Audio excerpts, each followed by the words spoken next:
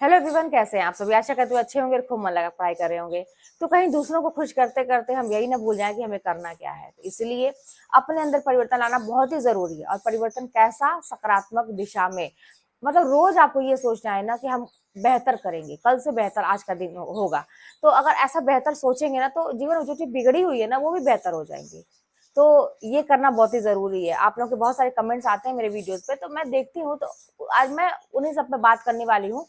और उन सारे कमेंट्स को देख के मेरे मन में बहुत सारी चीजें आती भी है कि ये बताना चाहिए, ये बताना चाहिए। और जो आप लोगों की प्रॉब्लम थी ना, सेम मेरे साथ वो भी प्रॉब्लम मेरे साथ भी थी। ऐसा नहीं है कि आप लोगों की कुछ एकदम अलग से प्रॉब्लम है, ऐसा कुछ भी नहीं है। तो है ना कि अब जैसे पूछ आप लोग पूछते हैं कि क्या आपसे पढ़ा जाए तो परीक्षा निकल सकती है।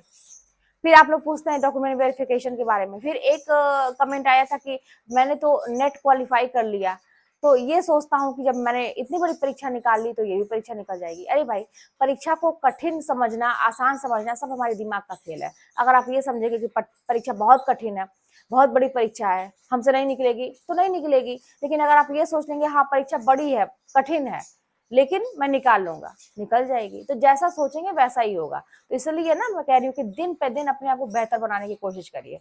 चलिए बात करते हैं ना, मैं कुछ पॉइंट्स के बारे में बात करती हूँ। पॉइंट वाइज बात करने पर ना समझ में आता है कि हम कहाँ कहाँ पे फोकस करें। देखिए, एक दिन में अपने आप को, मतलब एक ही बार में सारी चीजें बेहतर नहीं होंगी।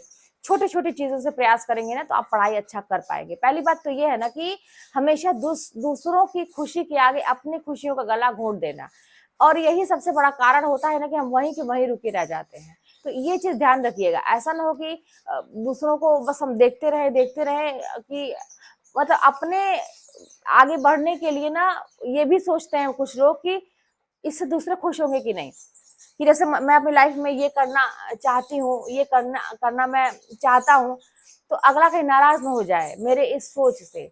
इतना भी सोचते हैं लोग। तो ये करना बंद करिए, अपना डिसीजन लेना खुद सीखिए कि आपको लाइफ में क्या करना है क्या नहीं करना है। दूसरी चीज ये देखिए, बहुत जरूरी है समय की बर्बादी नहीं करना। आप घंटों स्क्रॉल करते रहते हैं सोशल मीडिया को, या इधर उधर बात करके, मतलब घंटों बीत जाते हैं, आप खुद देखते होंगे, पता नहीं चलता आपको। समय की बर्बादी मत करिए, क्योंकि कहते हैं ना कि आप अगर समय को बर्बाद करेंगे तो समय आपको बर्बाद कर देगा। ये चीज ध्यान रखिए। दूसरे पॉइंट पे, तीसरे नंबर पे, ये गलत लोगों का साथ मत कीजिए।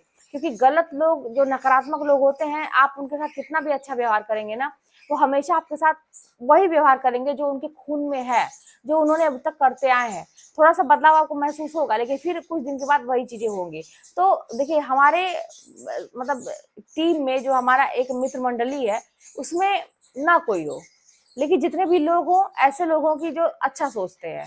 तो ऐसे लोगों से, नकारात्मक लोगों से दूर होना ही बेहतर। अच्छा, मैंने कुछ लोगों को ऐसा भी देखा है ना कि वो लोग सही समय का इंतजार करते हैं। उनको लगता है कि अभी ये सही समय नहीं है, अभी मेरी लाइफ में ये प्रॉब्लम चल रही है, अगर ये प्रॉब्लम खत्म हो जाएगी या जो भी चीज चल रही है, इसके बाद हम ये काम करना शुरू करेंगे, इसके बाद हम करना शुरू करेंगे। तो इतना जान लीजिए कि सही समय कभी भी नहीं आता, यही सही समय है। आपको जो भी करना है अभी शुरू करें। तो इसीलिए सही वक्त का इंतजार ना करें। जो सफल लोग होते हैं ना, जो अपनी लाइफ में बहुत बड़ा कुछ अचीव किए हुए हैं, वो करना शुरू कर देते हैं। जैसे सोच उनके दिमाग में आती है ना, वो करना शुरू कर देते हैं।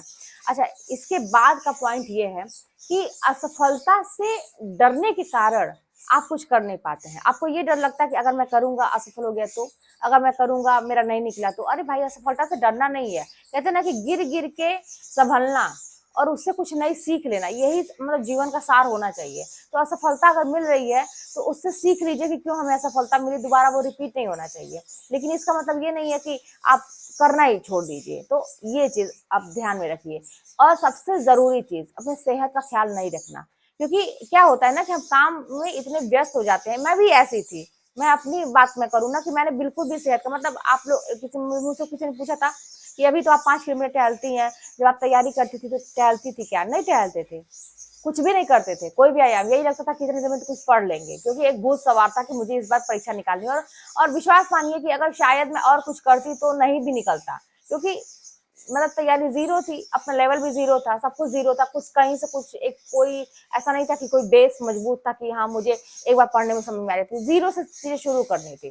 तो इतना डर था अंदर ना कि, और सबसे बड़ी बात ये, जो आलोचक और निंदक मेरे पीछे पड़े थे, तो ये लगा था कि कहीं से अगर चूक हो गई, अरे भाई व्यायाम तो बाद में भी कर लेंगे, बाकी चीजें तो बाद में भी कर लेंगे, लेकिन अगर ये मौका निकल गया, अगर चूक गए तो ये सब छोड़ेंगे नहीं। तो इस डर के नाते मैं कुछ भी नहीं करती थी। हालांकि मैं अब महसूस करती हूँ, देखिए अब क्या है ना कि अब सेहत का मैं बहुत ज्यादा ख्याल रखती हूँ, क्योंकि ना एक समय के बाद आपको पता चलता है कि आपको हमेशा थोड़ा थोड़ा रखना चाहिए। तो अपने उसी जो आपका शेड्यूल है, पढ़ने का शेड्यूल है ना, मैं ये कहूंगी ना कि उसमें आधा घंटा ही आप व्यायाम जरूर करिए। नहीं कुछ तो आप प्राणायाम कर लीजिए, थोड़ा सा टहलना अगर हो गया तो कर लीजिए, थोड़ा सा माइंड भी फ्रेश हो जाएगा। सुबह उठना सीखिए, है ना, फ्रेश हवा को अगर लेंगे ऐसे तो दिन भर अच्छा महसूस करेंगे। तो ये सारी चीजें होती हैं, असरदार होती हैं। अब तो मैं करती हूँ सारी चीजें, लेकिन आपको अभी आधा घंटा कम से कम, उससे कुछ हो नहीं जाएगा, लेकिन आधा घंटा निकालिए, क्योंकि सेहत ही सबसे बड़ी पूंजी होती है। अच्छा खाइए, व्यायाम करिए और मस्त होके रहिए और मस्त होके पढ़िए। सारी टेंशन को ना लात मारिए, किनारे रखिए और बस अपना सीधा भी फोकस कहाँ होना चाहिए, आपके गोल पे होना चाहिए कि मुझे ये चीज इस 2025 में करना है। मेरी 1-2 महीने के बाद परीक्षा है, भले ही परीक्षा आपकी टल जाए या बहुत समय के बाद हो, लेकिन आप ये हमेशा मान के चलिए कि अगले महीने मेरी परीक्षा है। ऐसा सोच के अगर पढ़ेंगे, टेस्ट भी कोई देंगे, तो भी आपको ना लगेगा कि हाँ उसमें अच्छा रिजल्ट मिल रहा है। मुझसे किसी मैंने ये भी पूछा था कि टेस्ट का ऐप लेना जरूरी है क्या, ऐप या ऐसा कुछ कोर्स, हाँ कोर्स तो लेना जरूरी है। क्योंकि देखिए, या तो आप टेलीग्राम पर टेस्ट देते हैं पेड, वो टॉपिक वाइज होता है, वो करिए, या तो आप जो कोई भी यहाँ पे कोचिंग आप करते हैं या कोई अच्छी से कोचिंग पता कर लीजिए अपने सब्जेक्ट से रिलेटेड। वहां पे अगर आपको मिलता है टेस्ट सीरीज तो आप उसको परचेस कर लीजिए। देखिए थोड़ा सा ना पैसा यहाँ पे अभी आप इन्वेस्ट कर देंगे, नौकरी लग जाएगी ना तो एक बार की सैलरी में सब भरपाई हो जाएगी। तो अभी मत सोचिए, लेकिन हाँ वो टेस्ट देना जरूरी है, प्रैक्टिस करना जरूरी है। लेकिन ऐसा ना हो, ध्यान से लीजिएगा वो टेस्ट सीरीज, ध्यान से करिएगा कि ऐसा ना हो कि बहुत रिपीटेड क्वेश्चन, एक ही क्वेश्चन बार बार नहीं, यूनिक क्वेश्चन आने चाहिए, अच्छे अच्छे प्रश्न आने चाहिए आपकी आंख के सामने। ठीक है, तो ये चीजों को ध्यान रखिए कि आप टेस्ट में दे क्या रहे हैं, कर क्या रहे हैं। मतलब ऐसा नहीं कि आप बस करते जा रहे हैं, एक नियम है, कोई रूल है कि टेस्ट देना है, टेस्ट देना है तो उसमें आपका रिजल्ट कैसा आ रहा है। इसलिए मैं कहती हूँ टॉपिक से रिलेटेड, कि एक टॉपिक आपने पढ़ा उससे रिलेटेड क्वेश्चन करना है, तो ऐसे आप मतलब जल्दी अच्छा तैयार होता है। तो बस यही सारी चीजें हैं, करना शुरू करेंगे तो कोई चीज कठिन नहीं है, 100% सफल होंगे।